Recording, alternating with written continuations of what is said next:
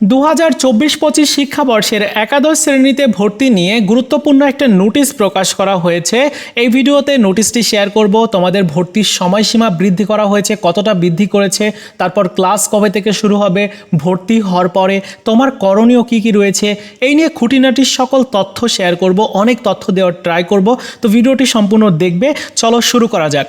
শুরুতে তোমাদের যে স্মার্ট ভর্তি সিস্টেমের ওয়েবসাইট রয়েছে, এখানে এসে বোর্ড বিজ্ঞপ্তিতে এখানে ক্লিক করে এই নোটিশটি ডাউনলোড করে নিব। নোটিশটি অলরেডি ডাউনলোড করে নিয়েছি। এখানে কি বলা হচ্ছে একটু খেয়াল করো। বলা হচ্ছে যে সংশ্লিষ্ট সকলের অবগতির জন্য জানানো যাচ্ছে যে 2024-25 শিক্ষাবর্ষে একাদশ শ্রেণীতে অনলাইনের মাধ্যমে নির্বাচিত শিক্ষার্থীদের কলেজে ভর্তির কার্যক্রম অনিবার্য কারণবশত বন্ধ আছে, অর্থাৎ স্টিল নাও বন্ধ রয়েছে। দেশের সংশ্লিষ্ট শিক্ষা প্রতিষ্ঠানসমূহে উক্ত ভর্তির কার্যক্রমের সময়সীমা আগামী 28/7/2024 তারিখ হতে 1/8/2024 তারিখ পর্যন্ত পুনর্বর্ধিত করা হলো। অর্থাৎ তোমার যে ভর্তি যারা হতে পারোনি, তোমরা আগামী 28 জুলাই থেকে 1 আগস্টের মধ্যে ভর্তি হতে পারবে।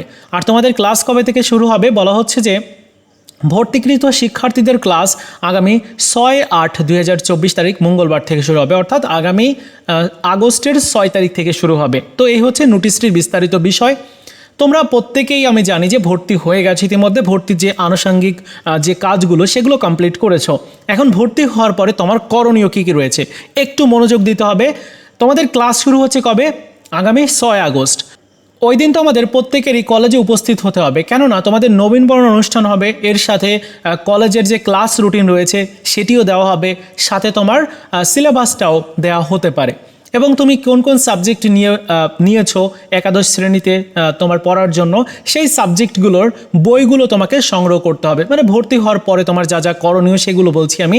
তো বইগুলো সংগ্রহ করতে হবে, সাথে তুমি যদি পারো তাহলে সহায়ক বই সংগ্রহ করতে পারো, মানে গাইডের কথা বলছি। তো অনেকেই আবার টাকা পয়সার সমস্যা থাকার কারণে গাইড বই সংগ্রহ করতে পারবে না, তবে বইগুলো তুমি সংগ্রহ করতে পারো। চাইলে পুরাতন বইও তুমি সংগ্রহ করতে পারো, তোমার বড় ভাইয়া বা তোমার যদি সিনিয়র কেউ থাকে তার কাছ থেকে সংগ্রহ করলে ভালো হবে, তাহলে তোমার কেনা লাগবে না। এবং মনে রাখতে হবে যে সাবজেক্টগুলো তোমার কঠিন মনে হয়, যেমন একটা সাবজেক্ট যেমন ইংরেজি সাবজেক্টটা 2 পার্ট আছে, প্রথম পত্র দ্বিতীয় পত্র, এই 2টা পার্ট অনেক বেশি কঠিন হয়ে থাকে।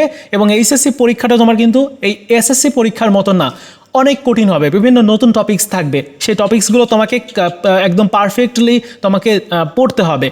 যেমন বাংলা সাবজেক্টটা থাকবে, ওই সাবজেক্টটা মোটামুটি কঠিন, তবে প্রাইভেট পড়া লাগবে না তুমি যদি রেগুলার ক্লাস করো। সাথে তোমার আইসিটি সাবজেক্টটা একটু কঠিন, তবে যদি তুমি রেগুলার ক্লাস করো বা তোমার যে টেকনিকগুলো রয়েছে অঙ্কগুলো করার জন্য সেগুলো যদি তুমি জানো, তাহলে তুমি কিন্তু একদম A+ পেতে পারবে। এর সাথে যারা সায়েন্সের স্টুডেন্টস, তোমাদের যে গ্রুপ ভিত্তিক সাবজেক্টগুলো আছে সেগুলো প্রত্যেকটা সাবজেক্টই কিন্তু অনেক কঠিন হয়ে থাকে। তারপর তোমার আর্টসের কিছু কিছু সাবজেক্ট আছে যেগুলো কঠিন, তারপর তোমার বাণিজ্য শাখার সাবজেক্টগুলো মোটামুটি ভালোই কঠিন। তো যে সাবজেক্টগুলো তোমার কাছে কঠিন মনে হয় সেগুলোর প্রাইভেট তোমাকে স্টার্ট করে দিতে হবে, মানে ভর্তি হওয়ার পরপরই বইগুলো কিনে তারপর স্টার্ট করতে হবে। তো আমি এখন থেকেই পড়াশোনার বিষয়ে এতটা বেশি আগ্রহ কেন দিতে বলছি তোমাদেরকে, কারণটা হচ্ছে তোমার একটা ভালো ডিগ্রি অর্জন করতে হবে। এই যে এইচএসসি পরীক্ষা, এই এইচএসসি পরীক্ষা তোমার জন্য কতটা গুরুত্বপূর্ণ জানো? তুমি এই এইচএসসি পরীক্ষাতে ভালো রেজাল্ট যদি না করতে পারো, তাহলে ভালো একটা বিশ্ববিদ্যালয়ে তুমি ভর্তি হতে পারবে না। মানে যখন তুমি উচ্চশিক্ষার জন্য অনার্স বা স্নাতক করবে, তখন তুমি ভালো একটা ইউনিভার্সিটিতে যেতে পারবে না যদি তোমার ভালো রেজাল্ট না থাকে। তো এই এইচএসসি পরীক্ষার রেজাল্টটা একটু বেশি প্রাধান্য দেওয়া হয়ে থাকে, কেননা প্রত্যেকটি ইউনিভার্সিটি যেগুলো দেশের প্রথম সারির বিশ্ববিদ্যালয় আমরা বলি পাবলিক ইউনিভার্সিটি, তো এই সরকারি বিশ্ববিদ্যালয়গুলোতে ভর্তি হতে গেলে তোমার মিনিমাম একটা যোগ্যতা প্রয়োজন, জিপিএ যোগ্যতা তো প্রয়োজন, সাথে তোমার ভর্তি পরীক্ষাতে অংশগ্রহণ করতে হবে। তো ভর্তি পরীক্ষাটা কিসের উপর বেস করে করা হয়ে থাকে? ভর্তি পরীক্ষাটা তোমার এই এইচএসসি পরীক্ষার সিলেবাসের উপর বেস করে, অর্থাৎ তুমি যে তোমার যে সাবজেক্টগুলো আছে এই সাবজেক্টগুলো থেকেই তোমার যে প্রশ্নগুলো, তুমি যে সিলেবাসটা কমপ্লিট করবে এই সিলেবাস থেকেই প্রশ্ন করা হবে ওই ভর্তি পরীক্ষাতে। তার মানে এই যে এখন তুমি একাদশে ভর্তি হচ্ছ, এখন যদি তুমি একটু মনোযোগ দিয়ে পড়াশুনো না করো তাহলে কিন্তু তোমার ফিউচার খুব খারাপ হবে। এজন্যই বলছি যে এখন থেকেই তোমাকে মনোযোগ দিতে হবে। আর মনে রাখতে হবে যে ভালো ইউনিভার্সিটিতে পড়ার জন্য কিন্তু অনেকটা কম্পিটিশন করতে হয়। অর্থাৎ দেশের যে প্রথম সারির বিশ্ববিদ্যালয় যেমন ঢাকা বিশ্ববিদ্যালয়, সেখানে কিন্তু হাজার হাজার শিক্ষার্থী ভর্তি পরীক্ষা দিয়ে থাকে, কিন্তু সুযোগ পায় কতজন?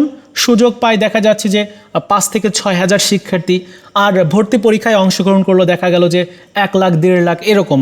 তো এত শিক্ষার্থীর মধ্যে মাত্র 6 হাজার শিক্ষার্থীকে সুযোগ দিবে, তার মানে কম্পিটিশন তো কতটা টাফ হয়।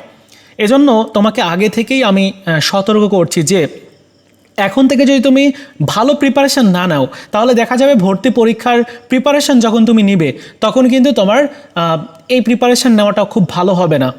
এজন্য একাদশে তোমার ভর্তি হওয়ার পরপরই তোমার কাছে যতটুকু সময় থাকবে, যেমন তুমি পারফেক্ট 2 বছর সময় পাবে না, মানে 2 বছরে তো 24 মাস হয়, 24 মাস তুমি সময় পাবে না, পাবে 17 থেকে 18 মাস, এটাই হবে। কারণ সেশন জট তৈরি হয়েছে করোনা মহামারীর কারণে। এজন্য তোমাদের কিন্তু পারফেক্ট একদম 2 বছর সময় দেওয়া হবে না, তোমাদের 17 থেকে 18 মাস সময় দেওয়া হবে। এই 17 থেকে 18 মাসের মধ্যে তোমার পুরো সিলেবাসটা কমপ্লিট করতে হবে, এবং কমপ্লিটটা এমনভাবে করতে হবে যে ভালো একটা ইউনিভার্সিটিতে যদি তুমি ভর্তি পরীক্ষার প্রিপারেশানটা ভালো করে নিতে পারো, সেইটার উপর বেস করে বা সেই ভবিষ্যৎ পরিকল্পনাটা করে এখন থেকেই তোমাকে পড়াশোনাটায় মনোযোগ দেওয়া উচিত। আমরা সচরাচর দেখি যে মেয়েরা অনেকটা এগিয়ে থাকে, কারণটা কি? কারণ হচ্ছে যে তাদের মনোযোগটা বেশি। ছেলেদেরও মনোযোগ আছে, কিন্তু মনোযোগ দিতে হবে। হ্যাঁ, সো তোমরা যারা শিক্ষার্থী আছো, তোমরা আগামী দিনের ভবিষ্যৎ, তোমাদের প্রত্যেককে আমি বলছি যে তোমরা প্রত্যেকে সুযোগ পাও। হ্যাঁ, কম্পিটিশান হবে, খুব হার্ড কম্পিটিশান। দেখা যাবে যে 99% মার্কস পেয়েছে, বা 89% মার্কস পেয়েছে 100 নম্বরের মধ্যে, তো 89% মার্কস পেয়েছে কমপক্ষে 2 থেকে 1.5 হাজার, মানে এরকম কম্পিটিশান আমি দেখতে চাই। সেজন্য আমি তোমাদেরকে বলছি যে ভবিষ্যৎ পরিকল্পনা করতে হবে তোমাকে। বাবা মায়ের মুখ উজ্জ্বল করার জন্য অবশ্যই তোমাকে ভালো করে এই যে একাদশে ভর্তি হচ্ছ, ভর্তি হওয়ার পরে ক্লাসগুলো করতে হবে, সাথে তোমার যে সাবজেক্টগুলো কঠিন মনে হবে ওই সাবজেক্টগুলোর শিক্ষক যিনি ভালো পড়ান তার কাছ থেকে টিউশনি করতে হবে, মানে টিউশনে নিতে হবে, মানে তোমার প্রাইভেট পড়তে হবে আর কি বলা চলে। সো এই হচ্ছে বিষয়। আমি আর কথাগুলো এগোচ্ছি না, জাস্ট তোমাদেরকে কয়েকটা নির্দেশনা তোমাদের বললাম যে এই বিষয়গুলো তোমরা ফলো করো, তা না হলে তুমি দেখা যাবে যে এরকম হবে দেশের প্রথম সারির যে বিশ্ববিদ্যালয় তাদের সার্টিফিকেটের মানটা কিন্তু অনেকটাই উপরে যাদের অন্যান্য বিশ্ববিদ্যালয় রয়েছে। আমি যদি ঢাকা বিশ্ববিদ্যালয়ের সাথে জাতীয় বিশ্ববিদ্যালয়ের কম্পেয়ার করি, তাহলে জাতীয় বিশ্ববিদ্যালয়ে কোন মাধ্যমে পড়ানো হয়? বাংলা ভার্সনে, কিন্তু ঢাকা বিশ্ববিদ্যালয়ে ইংরেজি ভার্সনে পড়ানো হয়। কারণ ঢাকা বিশ্ববিদ্যালয়ের প্রতিটা স্টুডেন্টস তারা অন্য যে কোনো দেশের একটা ইউনিভার্সিটিতে গিয়ে পড়তে পারবে, কিন্তু জাতীয় বিশ্ববিদ্যালয়ের শিক্ষার্থীরা সেটা পারবে না। এজন্যই বলছি যে জাতীয় বিশ্ববিদ্যালয়ে রেগুলার আমরা দেখি অনেক শিক্ষার্থী অনার্স করে, কিন্তু এই অনার্স কমপ্লিট করে মাস্টার্স করার পরে দেখা যায় যে তাদের ভালো জব হচ্ছে না, তারপর ভালো কোনো চাকরি সে পাচ্ছে না, এক্ষেত্রে সে বেকার থেকে যাচ্ছে। এজন্য ভালো একটা ডিগ্রি তোমার অর্জন করতে হবে, ভালো একটা ইউনিভার্সিটি থেকে অর্জন করতে হবে, যে ইউনিভার্সিটির তোমার সার্টিফিকেটটা দেখেই যে চাকরি দিবে বা তোমার চাকরিটা তোমার খুঁজে তোমাকে নিতে হবে না, চাকরি তোমাকে খুঁজবে, এরকম যোগ্যতা তুমি অর্জন করো। তো এই ছিল আজকের মতো ভিডিও। আশা করি তোমাদেরকে কিছুটা হলেও বোঝাতে পারলাম যে তোমার করণীয়টা কী এই যে ভর্তি হচ্ছে, ভর্তি হওয়ার পরে। তো ভিডিওটি ভালো লাগলে লাইকস, কমেন্টস এবং বন্ধুদের সাথে অবশ্যই শেয়ার করবে। ধন্যবাদ।